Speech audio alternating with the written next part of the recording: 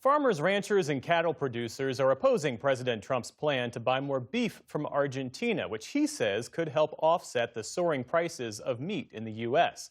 Beef and veal prices have jumped nearly 14% over the past year, but many cattle ranchers and farmers groups are concerned this move will come at their loss. It's the latest in the series of deals the president is working on with Argentina to combat that country's deepening economic crisis. The president defended his plan while speaking to reporters over the weekend. What do you have to say to U.S. farmers who feel that the deal is benefiting Argentina more than it is them, as Look, they are Argentina's fighting for its life, young lady. You don't know anything about it. They're fighting for their life. Nothing's benefiting Argentina. They're fighting for their life. You understand what that means? They have no money. They have no anything. And we're joined now by Buck Warbine, president of the National Cattlemen's Beef Association. Thanks for being with us, sir. Thank you, Jeff.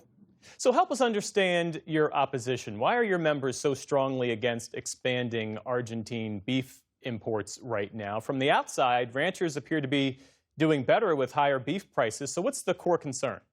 The core concern is that it's a misguided attempt to lower prices to the consumer, and what the rhetoric and ideas and so forth that the president has put forth has big negative impacts on our markets, like our futures market, and that is instantaneous, and yet the lag time from our cattle markets to the price in the grocery store is long. I mean, that's years in the making, and so this is going to negatively impact producers while doing almost nothing for consumers.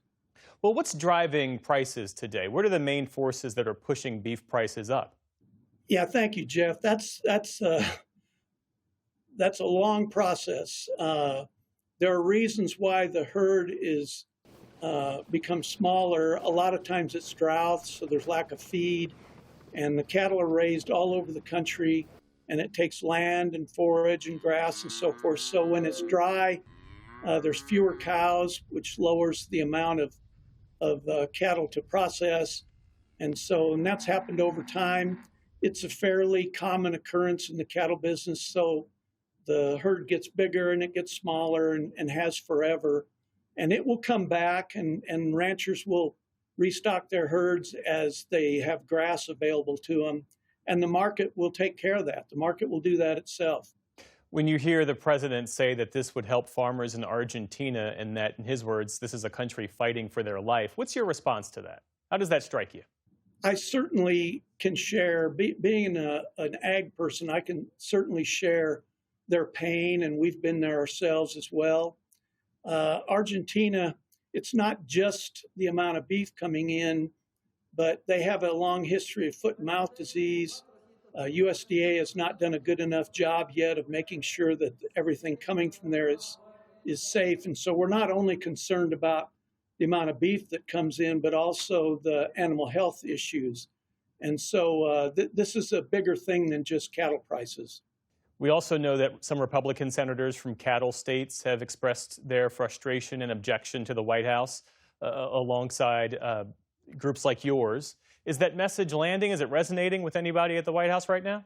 Well, I can't answer that. I don't know what the president listens to and what he thinks.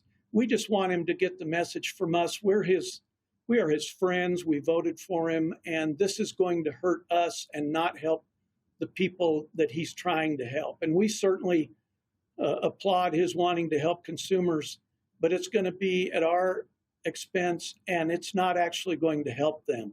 So if not more Argentine beef, what should the administration be doing right now to help bring prices down? Yes, there are things that they can do.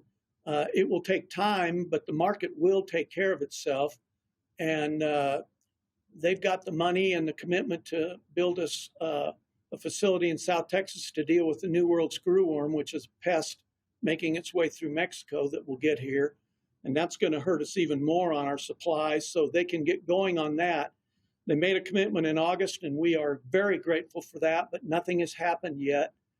We've got the Endangered Species Act with wolves that are killing lots of calves and black vultures doing the same thing. And so they could work on things like the Endangered Species Act that are invasive and are hard on our producers, and other regulatory items that could help ranchers be confident that they can rebuild their herd as soon as they're able to when they get grass again. So there are things that can be done. The main message, though, is that the markets work and they will work, and what we don't need is anybody manipulating them.